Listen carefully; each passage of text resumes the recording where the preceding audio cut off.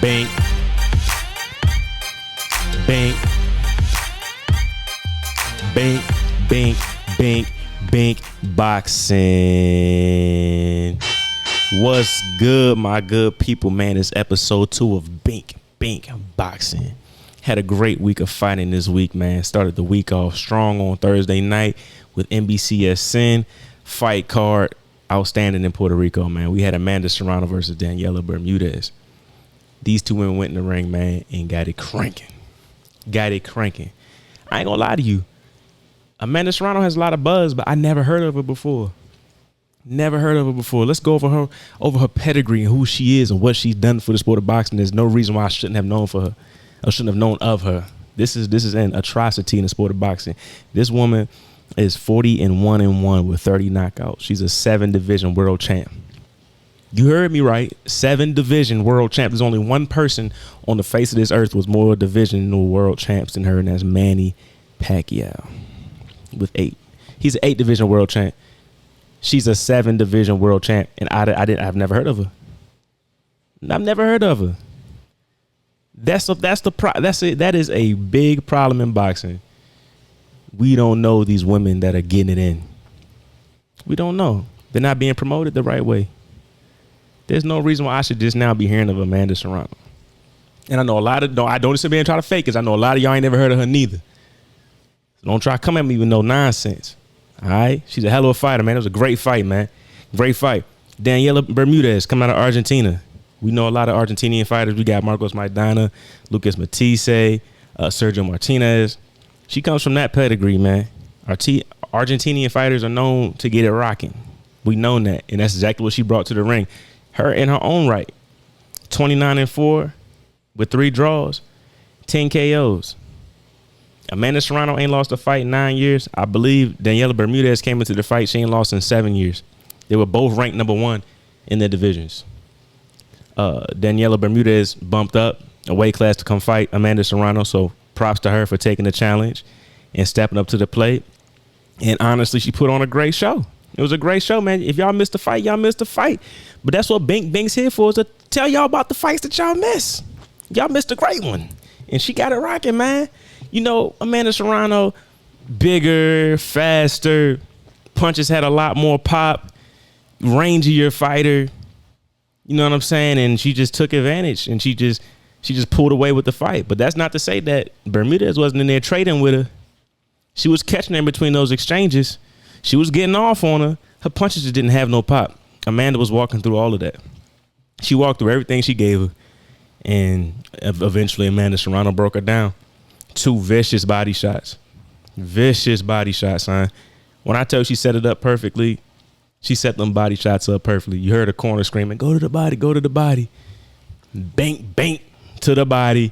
And there she went. Crumbled her. I think it was a 10th round knockout.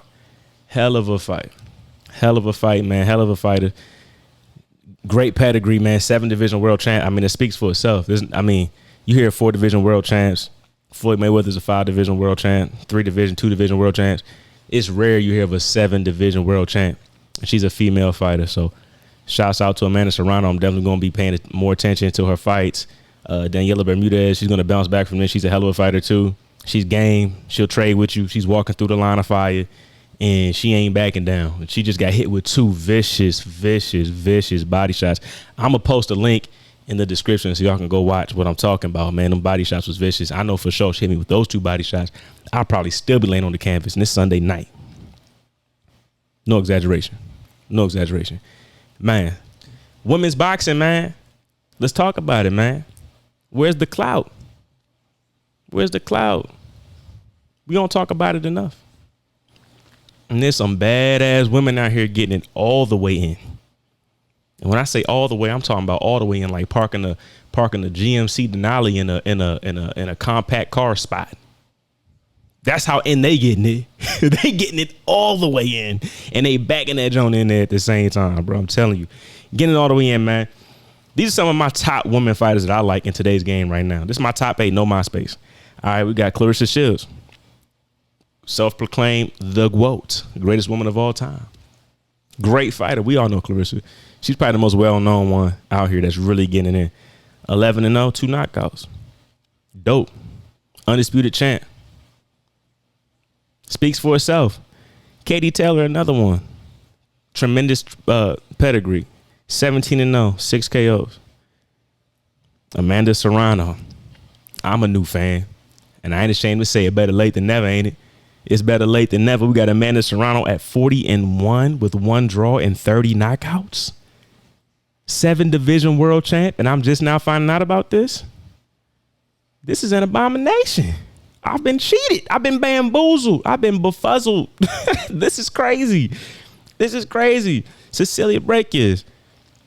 Hell of a fighter, man. Hell of a fighter. Tremendous pedigree at 36-2 with 9 knockouts, man. She held it down for a long time before she was dethroned by Jessica McCaskill.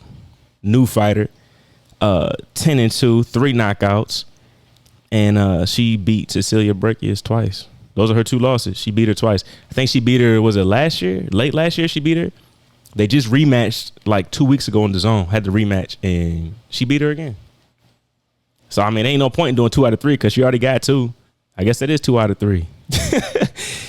Jessica McCaskill, man, she can bang, man. She's a hell of a fighter. She's up and coming. She's new. She's still young in the game, but she has a lot to offer. And she definitely has some matchups coming her way. We all know Michaela Mayer. Humble beginnings, background in boxing. Started at a later age, but got it rocking. Came in with the mind that I'm gonna be a female boxer. I'm gonna be a world champion, and she took it and she's doing it. Michaela Mayer is 14-0 with 5 knockouts. Woman boxer getting it in all the way in. Compact spot with an SUV. She parking that shit. Marlena Esperanza. 9-1, 1 KO. Make sure y'all check these women out, man. These are dope women in the game that's getting it in. I'm telling you, they got skill. They can box. I don't want to see none of them. They ain't a dude on this planet that want to see any of my top 8. I'm telling you. You don't want to see none of my top 8 unless you want to take an L. Let's keep it real. She just had a fight not too long ago. Great fighter. Got a lot of skill, a lot of promise in the game. Got a fan in me. I'm excited to see more from her. And my personal favorite, Senicia Estrada. 20-0. 8 KOs. Hell of a fighter, man. Hell of a fighter. I love her style. She's cocky in the ring. She got the swag in the ring. She's switching stances. She got her hands low. She's slipping punches. She's countering. She's faster than you. She punches harder than you, and she know it. She picks you apart. She destroys you. I love her style. Everybody says, well, she don't jab enough. She needs to work the jab. She needs to work on the jab. Why? That's not her style. She's a showman. A show woman. She's out there putting on a show, and she's killing everybody. She's 20-0 with 8 KOs. Can't wait to see who she has coming up next. She said she wants all the belts. She wants to be undisputed. People ask her, like, so do you think Clarissa Shields is the GWOAT? She smile and laugh. She says she can call herself whatever she want to call herself. You know what I'm saying? Respectfully. This is what she want to say. What she want to say is, I'm the damn GWOAT. I'm the GWOAT. I know I'm the best woman fighter out here. Period. Women, men, I'm the best fighter out here. Period. That's what she want to say. But her professionalism, which I respect, makes her say she can call herself whatever she want to call herself. That's on her. I'm here to do what I'm going to do. I'm trying to win more belts. You know what I'm saying? Senicia Estrada, man. Hell of a fighter, man. That's my top 8. Make sure y'all check them out. Google them, YouTube them, Instagram them, Twitter them. And watch these highlights, man, and get hip to women's boxing because they got a lot to offer to the sport, too. And they really getting it in. One of the things that people are talking about that's kind of controversial, a lot of women in the sport of boxing, if y'all don't know, they only fight 2 rounds. 2-minute rounds, I'm sorry. They fight 2-minute rounds. And one of the things that a lot of the higher caliber fighters are saying is that they want to fight 3-minute rounds like the men. Honestly, I don't see why they haven't been doing that all along. I don't see why they haven't been fighting 3-minute rounds all along. You know what I'm saying? They're highly capable of fighting 3-minute rounds. You know what I'm saying? 10 round fights, 12 round fights, 8 round fights, just like the men. I don't see why that hasn't been a thing all along. You know what I'm saying? Seriously, like what's the discussion there? If they want to fight 3-minute rounds, let them fight 3-minute rounds. I know a lot of women are in way greater condition than a lot of these men. For real. Let them fight the 3-minute rounds. Let's make that a thing coming up 2021, 2022. where it's established that 3-minute rounds, let them bang it out, because that changes the dynamic of the fight. You only have 2 minutes to impress the judges. You got 2 minutes to make your statement. You don't have time to go in there and mess around. You have to go in there and do what you got to do now. You ain't got time to fill out. Ain't no filling out process. It's get it in now or get out process. That's all it is. It's do or die with a 2-minute round. It's incredible how fast some shits go by, especially with a good fight like we saw this weekend with Amanda Serrano and Daniela Bermudez. That was a hell of a fight. That fight went by so fast. I was it's kind of upsetting for the fans too. Like, I want to see more. I don't want to just watch a 2-minute round. It's going by so fast. A couple punches, jabs, uppercuts, and slips, and next thing you know is ding, ding, ding. Next thing you know is, what you mean? The round just started. You know what I'm saying? Let's see some action, man. 3-minute rounds. Let's get it. Let's get it, man. These women are ultimate competitors, man. We need more women, and they're inspiring. I hope I have a daughter, because I have a daughter. I'm putting her butt going to the boxing gym. Just like my son, he's 4. His butt is getting ready to go to the boxing gym. And he loves to fight. He loves boxing. We train, you know. I'm not no professional fighter, but I know a little bit. I can work the mitts a little. I can 1-2 with the mitt. You know, I can teach a little bit, you know what I'm saying? So we be down there in the basement. We get it in a little bit. And when I have my daughter, for sure, she going to be on the mitts too. She on the bag. She on the heavy bag. Double end bag. She doing all that too with us. Because these women fighters, man, it's inspirational how much they have to offer for the sport, and how little they get acknowledged, and how much respect they still show when they get out there in the ring. How much they sacrifice knowing that they're underappreciated, and they still get in there and get it rocking every time they step in there. These are great fights that we've been missing, man. Great fights, great fights. So we got to do better as fans. Let's talk about these women more. Give them the spotlight, give them their appreciation and the praise that they deserve, because they out there putting it on the line, putting their lives on the line, just like these men are doing out here in the sport of boxing. So if you love boxing, there should be no discrimination. There should be no hate. Anything between any sex, any race, anything in the sport of boxing. It's a worldwide sport, and it should be appreciated by everyone in the world. And that's all I got to say about that. This Bink Bink, baby. Yeah. So let's move on to the next one. Saturday afternoon, fight card on the zone. Coming from across the pond, like they like to say. Across the pond, we had another heavyweight showdown on the DAZN card. It was Dillian Whyte and Alexander Povetkin. The rematch. I posted about it all week on my Instagram. I actually been posting about this joint for a few weeks because I've been knowing about this fight. I was trying to get y'all primed up and ready to watch the joint. Hell of a fight, man. You could tell Dillian Whyte had a chip on his shoulder. He came out with a whole different attitude because of what happened to him the last fight, the first fight.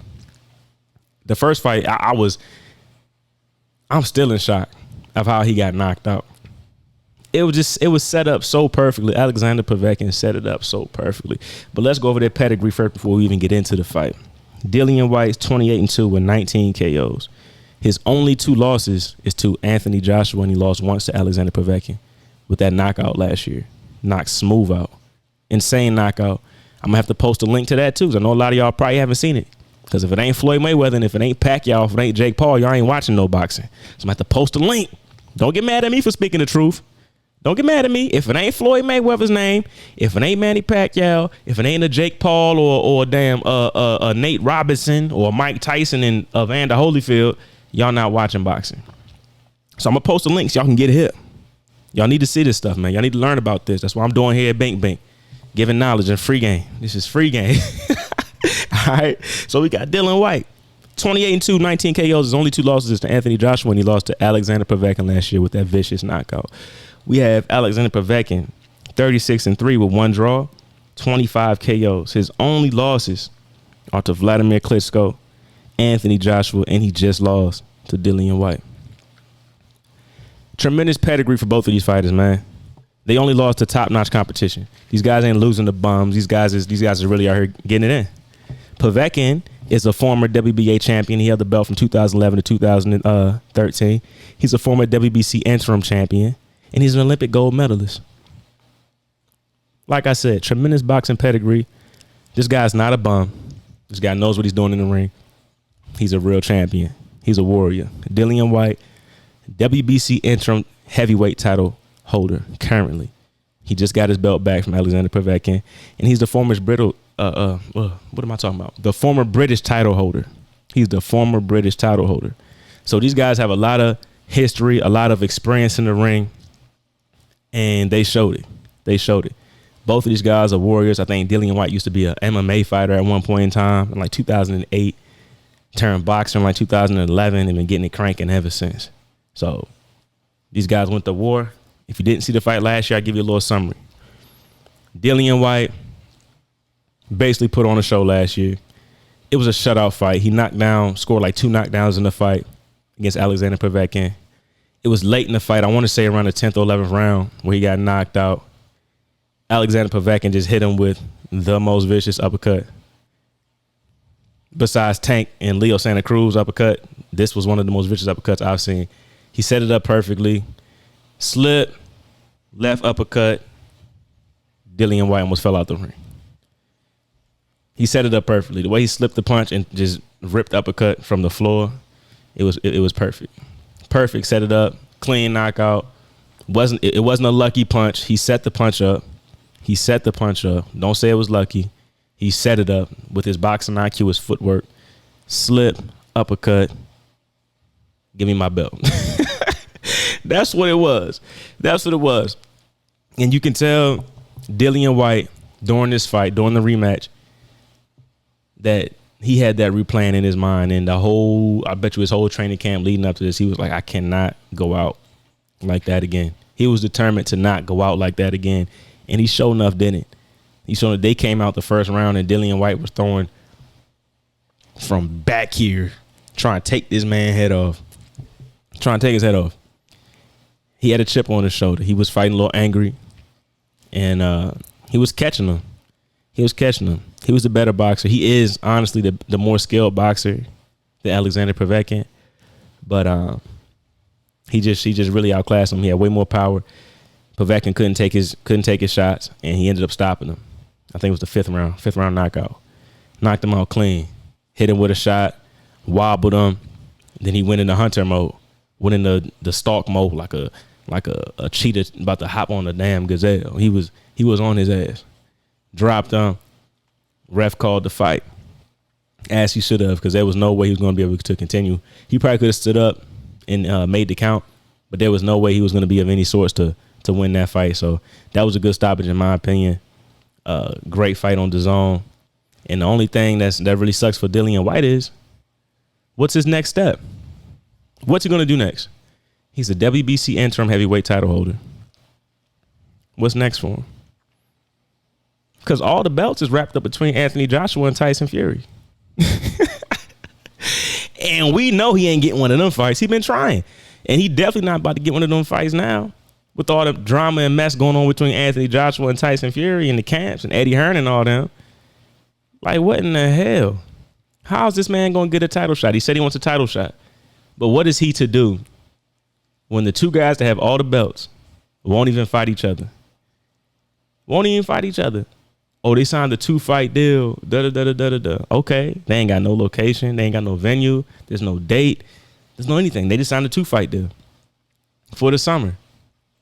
It's almost April. If they don't get something squared away soon, that fight's not going to happen. They just blowing smoke. I think it's all smoke just to keep Deontay Wilder out the way. Because we know him and Tyson Fury got that trilogy that should be happening. You know what I'm saying? You know, little bird on the tree saying Deontay Wilder got paid $10 million step aside money to step aside from this fight so Anthony Joshua and Tyson Fury can get it rocking. That's what the little birdie in the tree said. Is it true? I don't know. I'm just here to give y'all boxing gossip from what I hear and what I read from my research, and that's what I read. He took $10 million to step aside so Anthony Joshua and Tyson Fury could get it rocking. Are they going to get it rocking? Who knows? That's a fight that we need to see, though. I would love to see that fight, but I don't know if it's going to happen. I don't know if it's going to happen. In the meantime, I would like to see Alexander Povetkin and Dillian Whyte fight for a third time, because right now the score is 1-1. And we can't leave on no 1-1. We best 2 out of 3 around here. I'm sure y'all do rock, paper, scissors. It's best 2 out of 3. We ain't just going 1-1. It's 2 out of 3. They gotta get it rocking again. In the meantime, while we waiting on all this mess at the heavyweight division over the pond with Anthony Joshua and Tyson Fury, whatever they doing, all this dipping and ducking and dodging, Deontay Wilder and all this other mess, they need to get it rocking. They need to get it rocking for a third fight. Honestly, it would be a wash. Dillian Whyte gonna knock him out again. He's just a better fighter. Alexander Povetkin doesn't pose much of a threat. He set up a beautiful punch. Don't get it wrong. He knocked his knockout in the first fight. He set it up beautifully. That was pristine boxing, picture perfect. He set it up, but it's something that he caught him slipping. He caught Dillian Whyte slipping. He caught him off guard with that. I think he got a little bit too lax during that fight because he was winning by a landslide. He got a little bit too lax and lost sight of his fundamental. And we see what happens when you lose sight of your fundamental. People go night-night, and that's what happened to him. This second fight, he lost his fundamental, but his mind was different. His mind was on kill mode. Go watch the fight. I'm going to post a link in this too to the fights. You can go watch the highlights and watch how this man was throwing his punches. He wanted to kill this dude. He wanted to take his head off. He wouldn't even dap him up in between rounds. He would just walk by him. He was on a mission. Hell of a sportsman after the fight, though. He went and checked on him, helped him up onto his stool, went to his dressing room. They traded shorts after the fight and everything, or trunks. But during the fight, he's like, nah, F you. This is a fight. I'm about to get it rocking. You know what I'm saying? So they got to do it a third time, man. I got Dillian Whyte best 2 out of 3. Hopefully by that time, Anthony Joshua would have happened and Tyson Fury would have happened. The first fight. But like I said, it's a 2-fight deal. So Dillian Whyte about to be on the shelf. Unless he wants to fight another up-and-coming heavyweight. Or just take a blowover fight just to stay busy. Like, you know what I'm saying? It's a shame, man. A 2-fight deal. So is the first fight going to be a draw? Is the first fight going to be a draw? So y'all can set up a second fight for another payday? Is that what's happening, Eddie Hearn?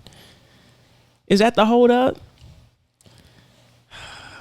Don't get me started, man. Don't get me started. There should be a 1 fight. They fight once, and then Tyson Fury got to take his ass back over there to Deontay Wilder and fight his ass for a third time. Because for real, he owes that man that fight. He owed that man that fight. Because after the first one, Deontay Wilder allowed him to have a rematch. So for Tyson Fury to be like, nah, I'm going to do this, I'm going to go do that. You know what I'm saying? I don't believe all that talking like, oh, I'll fight anybody. Because every fighter says they'll fight anybody, but a lot of them won't fight anybody. That's just smoke. That's just blowing smoke. Keep us in the haze to keep us happy for a little bit. I ain't going for that. And then we know the whole glove scandal thing with Tyson Fury's gloves. They went to court arbitration and all this other stuff. And that's another thing that's holding up the Deontay Wilder Tyson Fury trilogy. And it's in between. Now that is holding up the fight with Anthony Joshua and Tyson Fury, because apparently Tyson Fury has to honor his trilogy with Deontay Wilder before he fights Anthony Joshua. But hold on, what's happening? Because they just signed a 2-fight deal contract. So what's really going on is the question. And in the meantime, we got fighters like Dillian Whyte that's just on the shelf, who has an interim championship belt. He should be getting his shot at the regular WBC champion belt. He can't because he held up in between these 2 Bammers.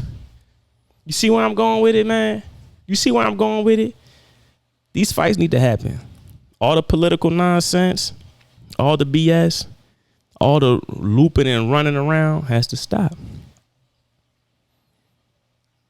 What needs to happen? This is my opinion what needs to happen. Andy Ruiz has a fight coming up with Arreola. Areola's an older fighter, been through a lot of damage.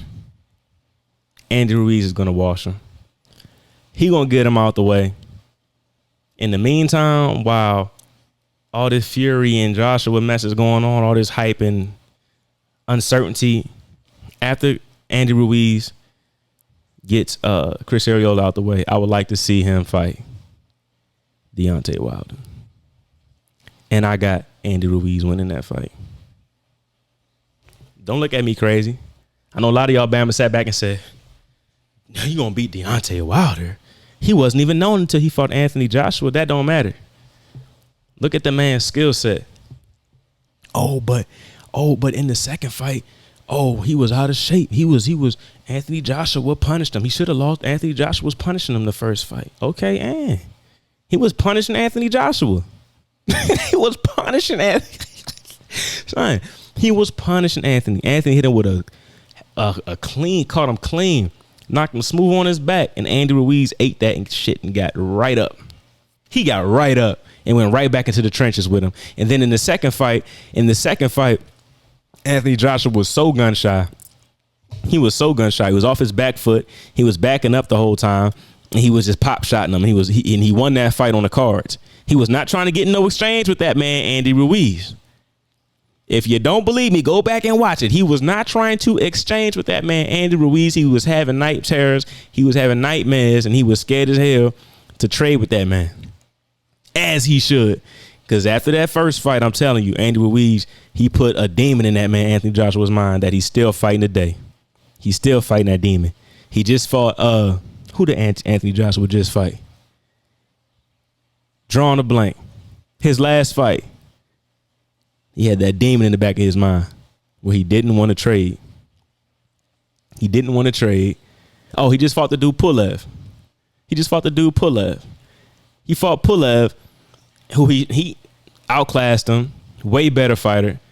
You know, Pulev had no business even being in the ring with this guy, Anthony Joshua. But you could tell in the back of Anthony Joshua's mind is, if I get hit again, I'm scared to get hit again. I can't go 100%. What if I get hit again? He thinking, what if? You can tell. You could tell he thinking, what if? So what if he get in the ring with Tyson Fury? And he talking about thinking about what if? It ain't going down like that with no Tyson Fury, baby. I'm telling you. Tyson Fury, incredible jab. He's irky jerky. He's unorthodox. He's awkward. And he coming at you from all angles. And he can come forward. He can fight coming forward. He can slip punches.